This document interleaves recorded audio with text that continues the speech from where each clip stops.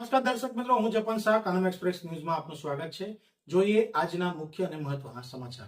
અંકલેશ્વરના પાનોલી નજીક કાળમુખી કારે બાઇકને અડફેટે લેતા દેડિયાપાડાના બે મિત્રોના કમકમાટી ભર્યા મોત નીપજ્યા.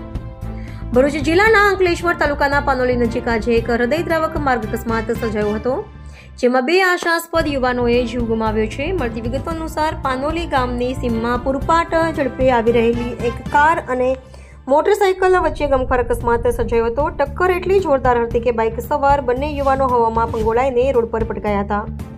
ગંભીર ઇજાઓ અને વધુ પડતા રક્તસ્રાવને કારણે બંને યુવાનોનું ઘટના સ્થળે જ કરુણ મોત નીપજ્યું હતું. અકસ્માત બાદ હાઈવે પર લોકોના ટોળા ઉમટી પડ્યા હતા અને વાહન વ્યવહાર ખોરવાયો હતો. બનાવની જાણ થતાં જ પાનોલી પોલીસનો કાફલો તાત્કાલિક ઘટના સ્થળે દોડી આવ્યો હતો અને તપાસનો ધમધમાટ શરૂ કર્યો હતો.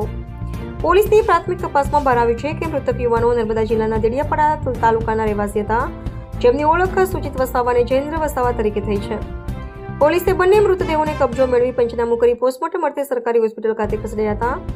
દેડિયાપાડાના બંનેના મિત્રોના અચાનક અવસાનના સમાચાર મળતા જ તેમના પરિવારજનોમાં ભારે આક્રંદ અને શોકની લાગણી પ્રસરી ગઈ છે. હાલ પાનોલી પોલીસે માર્ગ અકસ્માત સંદર્ભે અજાણ્યા કાર ચાલક વિરુદ્ધ ગુનો નોંધી અકસ્માત કેવી રીતે સર્જાયો તે દિશામાં વધુ તપાસ હાથ ધરી છે.